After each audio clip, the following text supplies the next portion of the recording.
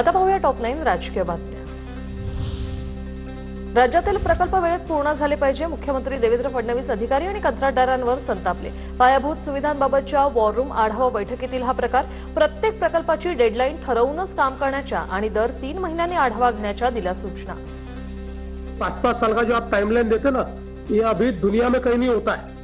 2.5 साल में project complete होना चाहिए। सप्टेंबर 24 ला होणार होता, का डिले झाला सांगा आणि आता काय करणार आहे सांगा। तुम्हाला मी सांगतो इतके वर्ष कुठे लागतात हो जगात। आपण एवढी टेक्नॉलॉजी वापरतो ने 3-3, 4-4, 5-5 वर्ष चाललेलं आहे काम।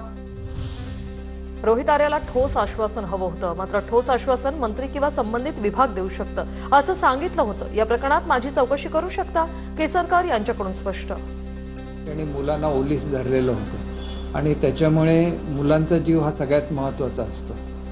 त्याला ठोस आश्वासन पाहिजे होतं। ठोस आश्वासन द्यायचं असेल तर ते मंत्री देऊ शकतात किंवा ते डिपार्टमेंट देऊ शकतात। तो अधिकार माझा नाही।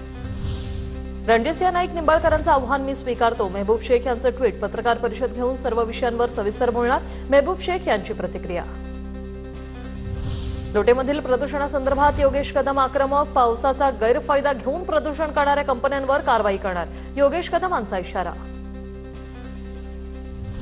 मनसे नेते संदीप देशपांडेंची आशिष शेलार यांच्यावर टीका। संदीप देशपांडेंकडून आशिष शेलार यांचा आशिषुद्दीन असा उल्लेख। शेलारांनी मतदार यादीवरून राज ठाकरे आणि उद्धव ठाकरेंवर केली होती टीका।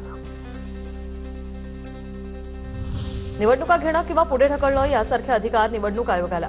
निवडणुकांबाबत विरोधक राजकारण करू पाहतात। आमदार गोपीचंद पडळकरांची मवियावर टीका। मुळामध्ये निवडणुका घेणं, निवडणुका कधी घेणं किंवा निवडणुका पुढे ढकलणं हा सर्व अधिकार निवडणूक आयोगाचा आहे, ना विरोधकाचा आहे ना सत्ताधारी पार्टीचा आहे। परंतु विरोधक प्रत्येक गोष्टीमध्ये राजकारण करू पाहतायत। प्रशांत पडोळेंच्या वक्तव्याची दखल घ्यावी, पडोळेंवर गुन्हा दाखल करा, माजी खासदार सुनील मेंढेंची मागणी।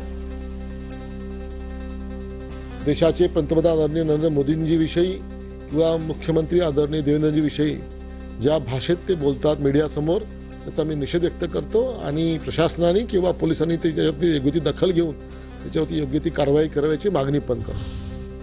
प्रशांत पडोळेंनी काल मुख्यमंत्र्यांना उडवून देऊ असं वक्तव्य केल्यानंतर पडोळेंचा आज यू टर्न। शेतकऱ्यांच्या भावना मांडण्याचा मी प्रयत्न केला, मला कोणाच्या भावना दुखवायच्या नाहीत, पडोळेंचं वक्तव्य। इस्लामपूरचं नाव आजपासून ईश्वरपूर। आज अधिसूचना निघाली, चंद्रशेखर बावनकुळेंची माहिती। अमित शहा आणि मुख्यमंत्री फडणवीसांचे आभार, बावनकुळेंची प्रतिक्रिया। केंद्रीय गृहमंत्री अमित भाई शहा आणि माननीय मुख्यमंत्री देवेंद्र फडणवीस जी यांनी आज इस्लामपूरचं नाव ईश्वरपूर करण्यात आलं।